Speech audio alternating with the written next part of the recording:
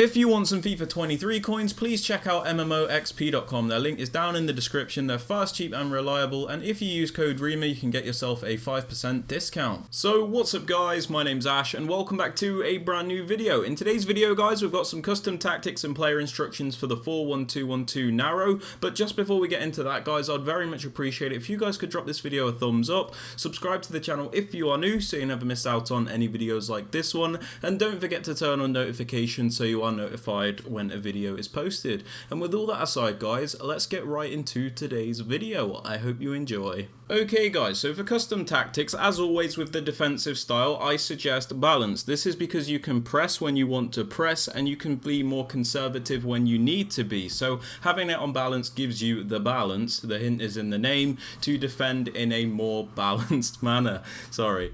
But for defensive width, I like to have this on 42 because we do like to defend nice and narrow. This is because a lot of people like to play through the middle in FIFA 23, so it's important that we do cover that area of the pitch. If you have your width up too high, you can see there is a lot of gaps in between your players, and you don't want that because driven passes will go right through you. So it's nice to have that width low, because even though it's quite a low width, it's still able to cover those wings when people do try and pass down the wings. If you have it too narrow, then there is a lot of space down the wings and you don't want that. So I suggest having it on around 42.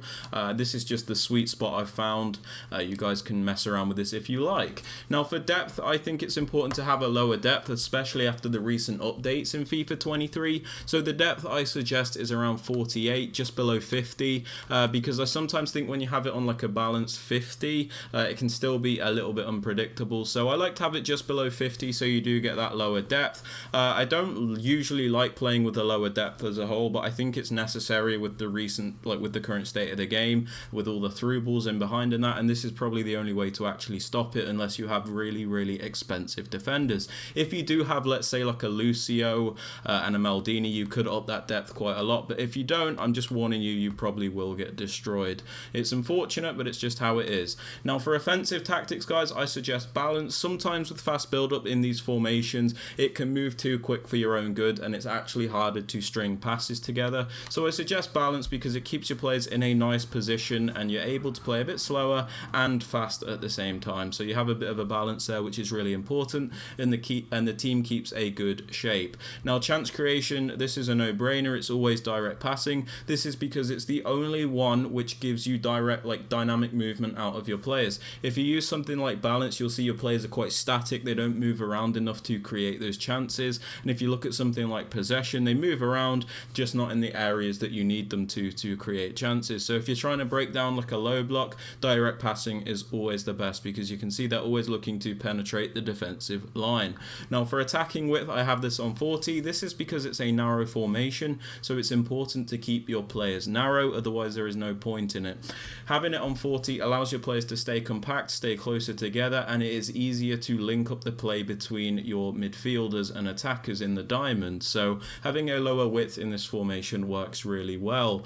Now for players in box, I have it on 6. This is because I do like to commit a lot of players into the box, but I don't like to commit so many that we become unstuck and get counter-attacked all the time. So I think 6 to 7 is probably the best you can use because you still create a lot of chances with the players in the box, but you don't get counter-attacked as easily. Now corners and free kicks is pretty much down to preference. I have this on 2 because I do like to cross the ball and play it into the box sometimes from set pieces, so I do need a few players in there, but again I don't like getting counter-attacked, so having it on 2 allows me to keep a few players back, so when we do lose the ball we don't get counter-attacked as easily and we have players to cover those areas. Now for the players you want to use guys, in the striker position you want your strikers to be as good as possible because sometimes they have to carry this formation with their pace and finishing. That's just how it is. So I'm using Robbie Keane and Rafael Leao. Keane is a more clinical finisher, but Leao's a bit more technical and a bit more of a strong presence, if you will, in attack. So it's nice to have that balance between your two strikers, but these are pretty much down to preference. You know, if you want to use two smaller explosive players in the striker position, go ahead. If you want to use lengthy players, that's absolutely fine. fine. I like to go for a bit of a balance so we've got more to offer in the attack. Now for your cam, you want a technical player, somebody that can dribble, somebody that can shoot and pass, somebody that is always in the correct position. So I'm just using Chiesa at the moment because I think he works really well in the cam position, especially with all of his dribbling abilities. So make sure you're getting a nice technical player in this position, or if you want to go for a more passing type player, somebody that's good with the ball, like passing wise, you can do that, so like a Kevin De Bruyne if you really wanted to, but I suggest a more technical player. Now for your left centre mid, this is actually quite an interesting thing. I suggest using a more attacking player in this position because they do act as an extra attacker in this formation, which is really cool, but also as well as them being quite an offensive player, you do need them to have a good defensive work rate as well, I've noticed. So I'm using Phil Foden, who has a high work rate, so even though his defensive stats aren't the best, it works really well in this formation.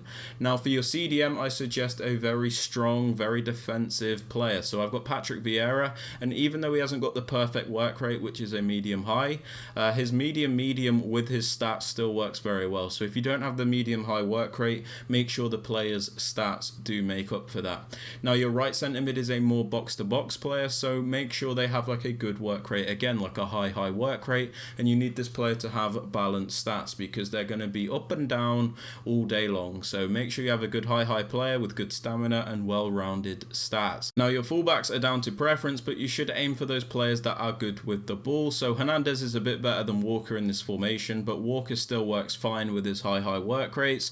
Hernandez is very good because he's very good with the ball, and as you're going to see with the instructions, this is important because they actually attack for us as well to give us extra width. But Walker, even though his attacking stats aren't the greatest, his high work rate does make up for it because he's good in defense. So you do get a bit of a trade-off there. Make sure your two centre-backs and your keeper are as good as you can get them. I'm just using Chesney because he's good for chemistry. Now for player instructions, guys, on your two strikers, I suggest stay central and get in behind. This is because we don't want them drifting off into the wings, as we don't need them to do so. I will show you what we do with our fullbacks to make up for that in a moment, but it's important that you do have them on stay central. The getting behind instruction doesn't always mean you have to play the ball in behind. It just means the players make the best runs, and let's say I do want to call them short, I can just press R1 to make them do that. So stay central, getting behind on your two strikers.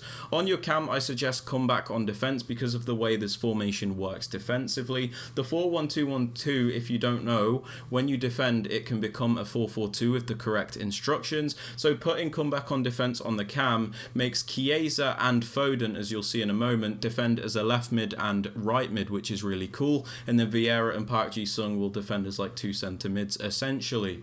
Now as you'll see, my left centre mid is Foden. We just leave him alone because we don't like to restrict him that much. We have him on cover wing because when we are defending, like I said, he will drift off to like the left mid position, so we have a midfield four when we are defending. Foden is very good in this position because he is a high player, which is preferable. So even though he is an attacking minded player, because of the high work rates, you don't really notice the defensive stats that much, and it works very well for transitions. Now your right centre mid is the more box to box player. I just suggest cover centre. This is so this player and your CDM will stay in the middle. As you can see with the CDM, we also have cover centre and stay back while attacking on. So Patrick Vieira and Park Ji-sung in this formation cover the centre, which means they will defend in the central positions. Chiesa and Foden will defend in the wide positions. Now your CDM, cover centre, stay back while attacking. We don't need him to attack because that's not his job. Having him on stay back while attacking just means he will always be in the correct position when you are defending, which is super important. And like I said, cover centre means he will defend in the middle of the pitch, which is really important. Now like I said, the fullbacks are important in this formation, so I suggest having them on balanced attack and overlap. The reason we suggest balanced attack instead of join the attack is because sometimes if you put them on join the attack, they are far too attacking minded and they actually go too far forward all the time, which isn't great. So I suggest having them on balanced attack and overlap because we do want them to overlap the rest of our team to give us extra width. So Kyle Walker and Hernandez, when we are attacking, will go next to Keane and Leao to give us like a front four which has nice width, as well as also having the narrow players behind. So it does work really well. But like I said, you don't want to join the attack because sometimes you'll notice it can become too offensive and you don't really want that. Having it on balanced attack means your players don't always commit too much in the attack, which is really good. But yeah, they are my custom tactics and player instructions for the 41212 narrow. If you have enjoyed this video or found it useful, I'd very much appreciate it if you could drop it a thumbs up, subscribe to the channel if you are new so you never miss out on any videos like this one, and don't forget to turn on notifications so you are notified when a video is posted. And with all that aside, guys, I hope you have a fantastic rest of your day, and I will catch you all later. Peace. Peace.